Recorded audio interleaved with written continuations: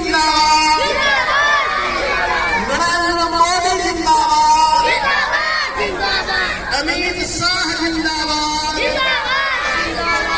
अमित शाह जिंदाबाद, जेपी नड्डा जिंदाबाद, भारतीय जनता पार्टी जिंदाबाद,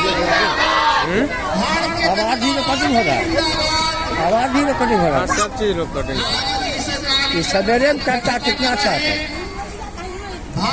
दो जगह और करते करते आए तभी थोड़ा लेट हो गया प्रोग्राम देते। अच्छा फिर दूसरा दिन होगा फाइनली।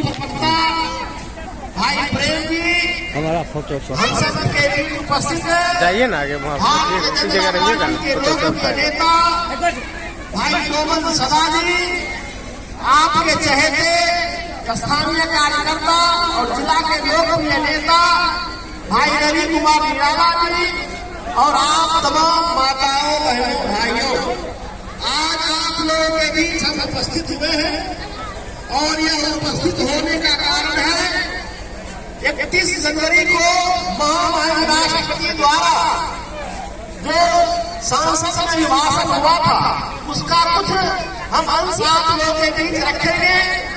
जैसा कि हमें मालूम है 2014 में आज से 9 साल पहले 2014 में आपने अपने लोकप्रिय प्रधानमंत्री आदरणीय नरेंद्र मोदी जी को चुनने का काम किया था और आदरणीय नरेंद्र मोदी जी को आपने अपार बहुमत से विजयी बनाकर और भारत के प्रधानमंत्री को गद्दी पर बैठाने का काम किया और प्रधानमंत्री जब बने उन्होंने तो आपसे वादा किया था अगर हमारी सरकार बनेगी तो भारत में गरीबों की सरकार होगी, हमारी सरकार होगी तो मजदूरों के लिए सरकार होगी, हमारी सरकार होगी तो सभी जातियों और सभी धर्म वालों के लिए सरकार होगी, हमारी अगर जाति हमारी सरकार होगी सभी जनताओं को आम जनताओं को सुख सुविधा पहुंचाने वाली सरकार होगी। मैं दावे के साथ कह सकता हूँ आज प्रधानमंत्री जी के 9 साल के कार्यकाल में जो उन्होंने 9 साल का कार्यकाल पूरा किया है और उनका एक कार्यकाल अगर आप देखेंगे तो आपको लगेगा वास्तव में 9 साल में जो प्रधानमंत्री जी ने काम किया है वह वास्तव में गरीबों के लिए काम किया है, वह मजदूरों के लिए काम किया है, वह वंचितों के लिए काम किया है, वह सभी जाति और धर्मों के लिए काम किया है। मित्रों, आदरणीय प्रधानमंत्री जी ने जो संकल्प लिया एक इस भारत को श्रेष्ठ भारत बनाने का, भारत को विश्व के परचम पर सबसे आगे ले जाने का, उसी के तहत भारत के जन जन तक ऐसी योजनाओं को पहुंचाने का काम किया। मैं आज कह सकता हूं आदरणीय प्रधानमंत्री के नेतृत्व में हमारा देश सुरक्षित हाथ में है, हमारा देश मजबूत हाथ में है, हमारा देश एक सशक्त भारत बनाने वाले योद्धा के हाथ में है। मित्रों, मैं ये कह सकता हूं जब आदरणीय प्रधानमंत्री जी को आपने चुनने का सोचा होगा तो आपके मन में ख्याल आया होगा हम ऐसे प्रधानमंत्री को चुने जो भारत की सीमाओं को मजबूत रख सके, ऐसे प्रधानमंत्री को चुने चाहे चीन हो या जापान, चाहे पाकिस्तान हो या श्रीलंका, चाहे नेपाल हो या भूटान, चाहे नौसेना का जो स्थल है, नौसेना हो, थल सेना हो या वायुसेना हो, सभी स्तर पर हमारा देश सुरक्षित रहे। अगर हमारे ऐसे प्रधानमंत्री बने जहां पर हम कारखाना हमारा बेहतर हो सके, आत्मनिर्भर भारत बन सके, हमारा प्रधानमंत्री ऐसा हो उनके कार्यकाल में पुल पुलिया और ओवरब्रिज और जो इंफ्रास्ट्रक्चर का काम हो या औद्योगिक हो, हम दावे के साथ कहते हैं आदरणीय प्रधानमंत्री जी ने जब से अपना कार्यभार संभाला है तो भारत की सीमा आज छुट्ट है, भारत की सीमा सीमा पार कर सीमा पर खड़े हैं और अपने सेना को देखने की ताकत कोई भी पाकिस्तान हो या चीन हो देखने की हिम्मत नहीं करता है। अगर यह हो सका है तो अभी के सेना के बल पर, आपके आधुनिक हथियार के बल पर और आदरणीय प्रधानमंत्री जी की इच्छा शक्ति के बल पर आपने सुना होगा गलवान में जो हमारे सेना के साथ हत्याएं हुई थी उनको मार गिराया गया था, हमारे सेना शहीद हुए थे और उनको उसके शहीद के लिए आदरणीय प्रधानमंत्री जी ने पाकिस्तान को कहा था कि सैनिक के हत्यारे का बदला हम जरूर लेंगे। और उन्होंने सर्जिकल स्ट्राइक करके पाकिस्तान में घुसकर उनको मारने का काम किया और वहां पर 500 से अधिक आतंकवादी को मारने का काम किया। मित्रों, यह पहले नहीं हुआ करता था। भारत की पहली पहचान ऐसी दिखाई है जो विश्व के देशों में जाकर अपने सेना का जो हमला करता था सेना पर, उस पर बदला लेने का काम करता है। मित्रों, आज हम ये कह सकते हैं, आज हम ऐसे प्रधानमंत्री के नेतृत्व में अपना देश लिए हुए हैं जो यहाँ के जनता आज भूखे नहीं मर रही है। ऐसा कोरोना काल आया, पूरे दुनिया आज भूख से त्रस्त हो रहा है। आज पाकिस्तान वहाँ पर 250-300 रुपया आटा बिक रहा है, आलू बिक रहा है। और आज भारत में हमारे घर तक अनाज पहुंच रहा है। यह प्रधानमंत्री जी का देन है। मित्रों, हम ये कह सकते हैं, जब 2020 में कोरोना काल आया था और मोदी जी ने आप लोगों से आग्रह किया था, हमें सुरक्षित देश चाहिए, हमें सुरक्षित जनता चाहिए, हमें हमारा जनता का एक भी का जान नहीं जाना चाहिए, इसीलिए आप अपने घर में रहें। विपक्षियों ने कहा तो अगर यह जनता घर में रहेगी तो मजदूर कहां से खाएंगे। कहना भी सही था, लेकिन आदरणीय नरेंद्र मोदी जी ने जब आपको घर में रहने के लिए 2 महीने के लिए कहा, तो आपके घर तक अनाज कैसे पहुंचे, इसके लिए भी उन्होंने प्रयास किया और आपके घर तक अनाज पहुंचाने का काम किया। मित्रों, यह मोदी जी का देन है। और इसी समय में कई एक देश में ऐसा महोत्सव मचा, गाँव में जनता भूखे मर रही थी और वहां का सस्ता रख गया। हमारे देश में अभी तक हमारे गरीब को कहीं कोई खाने का मौका नहीं मिला। और ऐसे परिस्थिति में भी हम एक सुखी संपन्न और समृद्ध राष्ट्र होकर आगे निकले हैं। मित्रों, हम ये कह सकते हैं, इससे पहले जो हमारा देश का आर्थिक स्थिति था वह बहुत ही दयनीय था। और आज 2014 के बाद आज 2023 है और आने वाला 2047 हमारा अमृत काल को होने वाला है। जो अमृत काल का यह 25 साल का दौर है, यह संकल्प ले रहे हैं हम सबको, भारत को एक नई ऊंचाई पर पहुंचाना है और एक ऐसी ऊंचाई जो दुनिया के क्षितिज पर सूरज की तरह भारत रखे। और सभी देश हम पर जो अभी आशा विश्वास के साथ देख रहे हैं, वह आशा विश्वास पर हम खड़े हुए। मित्रों, ये हम सबको संकल्प लेना है, ये हम सबको संकल्प लेना है।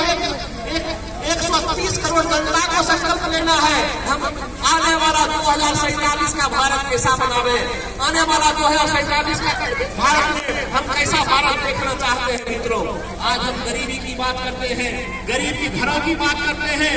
मोदी जी जानते हैं, आप लोग गरीब परिवार से आते हैं, उनकी माताएं दूसरे के घर में चौका बर्तन किया करती थी, उनके पिताजी स्टेशन पर चाय बेचा करते थे। लेकिन वह प्रतिभावान व्यक्ति उस परिवार में भी पैदा होकर अपनी कार्य कुशलता से, अपनी क्षमता से, अपनी लगन से इस देश की सर्वोच्च कुर्सी पर बैठने का काम किया। और आज पूरे देश और दुनिया में इंडिया का डंका पीटने जा रहा है, तो भारत का डंका पीट रहा है। मित्रों, मैं ये कह सकता हूँ, आदरणीय मोदी जी ने गरीबी को समझा और आदरणीय मोदी जी ने गरीब माताएं कैसे रहती है इसको भी समझा। और इसीलिए उन्होंने गरीब का घर कैसे बेहतर हो, गरीब का घर कैसे बेहतर हो, गरीब का परिवार कैसे खुशहाल रहे, इसके लिए इन्होंने योजना बनाने का काम किया। और हम यार पूछे आपसे, गरीब को क्या चाहिए, तो आप कहेंगे गरीब को एक अच्छा घर चाहिए, उसमें शौचालय की व्यवस्था चाहिए, उसमें बिजली की व्यवस्था चाहिए, घर तक रोड चाहिए, घर तक नाला चाहिए, घर तक पानी चाहिए, घर तक बिजली चाहिए, घर में गैस चाहिए। उस गैस के घर के वाले को परिवार में जनधन अकाउंट के तहत उसमें अकाउंट चाहिए। हम अगर बीमार हो तो सरकार हमें 5 लाख का बीमा दे, हम अगर अस्वस्थ हो तो सरकार हमारी देखभाल करे, हमारा जो देश हो वह सुरक्षित हो, ताकि हम भी सुरक्षित रहें। हम दावे के साथ कह सकते हैं कि मोदी जी ने हमने जितना बात कही है वह सभी काम करने का काम किया है। आप लोग वीडियो में बदलाव हो गए। आदरणीय प्रधानमंत्री जी ने प्रधानमंत्री आवास योजना के तहत प्रधानमंत्री आवास बनाने का मकान बनाने का काम किया। दीनदयाल पंडित उपाध्याय जी के के तहत सभी के घर में बिजली पहुंचाने का काम किया। मित्रों, चाहे सुदूर आपको हम शहर में सटे हुए लोग हैं, रोड पे सटे हुए हैं, जहाँ पर कोई जाने का व्यवस्था नहीं है, उस गाँव को भी रोशन करते करने का काम किया, आपके घर तक शौचालय पहुंचाने का काम किया, आपके घर तक रोड और नाला पहुंचाने का काम किया, आपके घर तक पानी और गैस सुविधा पहुंचाने का काम किया। मित्रों, अभी आपके स्वास्थ्य, आपके परिवार का स्वास्थ्य बेहतर रहे, इसके लिए 5 लाख तक का बीमा कराने का काम किया। मित्रों, अगर परिवार में कोई बड़ी बीमारी हो जाती है तो उसको 5 लाख तक के अंदर का जो भी बीमारी होगा, परिवार के किसी सदस्य को, वह बड़े से बड़े हॉस्पिटल में, प्राइवेट हॉस्पिटल हो या सरकारी हॉस्पिटल हो, आप जाके वहाँ इलाज कर सकते हैं और गरीब से रह सकता है। क्योंकि वह जानते थे गरीब 2-3 जगह ही टूटता है। अगर आपका परिवार में बीमार कोई पड़ जाए, तब आप कहीं से जेवर बंधक धर के, बर्तन बंधक धर के और किसी महाजन से रुपया लेके अपने परिवार के जान बचाते हैं, या आप अगर घर बनाते हैं उसमें जुटते हैं।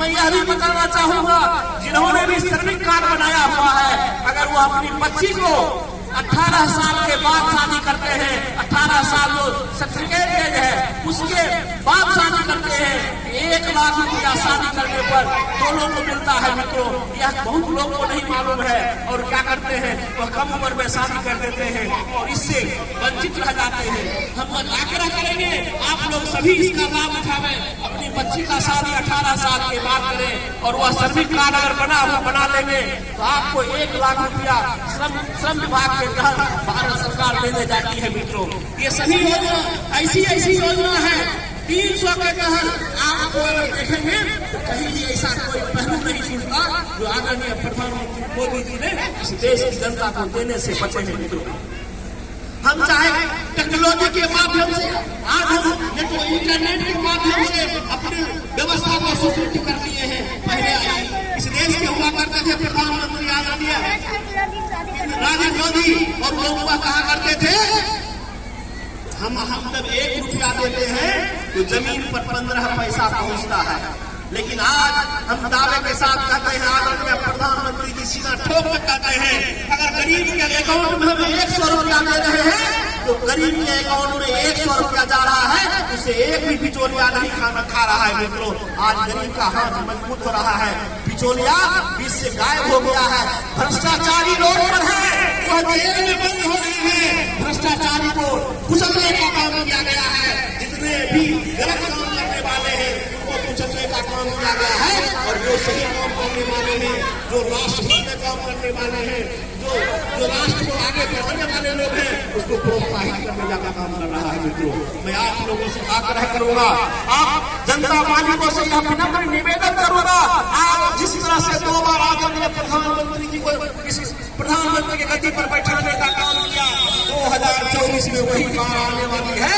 और मैं ये कहना चाहूंगा आपसे, 2024 में फिर से आदरणीय प्रधानमंत्री जी को भारत के गद्दी पर बैठाइए और फिर 2024 से एक नई गति के साथ, नई ऊर्जा के साथ राष्ट्र को नई ऊंचाई पर ले जाने का काम करेंगे। और हमें गर्व है कि आज के प्रधानमंत्री, हमारे प्रधानमंत्री नरेंद्र मोदी जी को पूरे विश्व के नेता ने अपना लीडर माना है। मित्रों, ये हमारे लिए गर्व की बात है। आज के भारत के इतिहास में जितनी प्रतिभा और जितनी ताकत से आदरणीय प्रधानमंत्री मोदी जी ने अपनी बातों को विश्व के मानचित्र पर रखा है, उतनी ताकत से आज से पहले कोई प्रधानमंत्री रखने का काम नहीं किया। अमेरिका हो या जापान, रूस हो या कनाडा या कोई और देश हो, किसी का भी राष्ट्र अध्यक्ष क्यों न आवे, प्रधानमंत्री जी के सामने पौने साबित होते हैं और प्रधानमंत्री जी के कहने पर कोई भी काम करने को तैयार हो जाते हैं। मित्रों, अभी रूस और यूक्रेन का युद्ध चल रहा है 1 साल से, सभी देश भारत की ओर देख रहा है। भारत के प्रधानमंत्री अगर चाहेंगे तो यूक्रेन का भी युद्ध, रूस का भी युद्ध रुक सकता है। अगर किसी में ताकत है तो भारत के प्रधानमंत्री है। इसलिए मित्रों, हमें गर्व है ऐसे प्रधानमंत्री पर। पहले भारत पीछे चला करता था, दूसरे देश का सुना करता था, लेकिन अब भारत अपनी बात कहता है और दुनिया उसकी बात सुनता है। मित्रों, यह है भारत, आज का भारत, यह है मोदी जी का भारत, यह है नया भारत, यह है सूरज का तरह चमकता हुआ भारत, यह है सूरज के तरह ओजस्वी भारत। मैं आप लोगों से यही विनम्र निवेदन करूंगा, जाति पाति में ना बटे, कोई भेदभाव धर्म जाति में ना बटे। आपको एक उज्ज्वल राष्ट्र अगर चाहिए, आपको अगर खिलता हुआ राष्ट्र चाहिए, आपको अगर एक शिखर की तरह चमकता हुआ राष्ट्र चाहिए,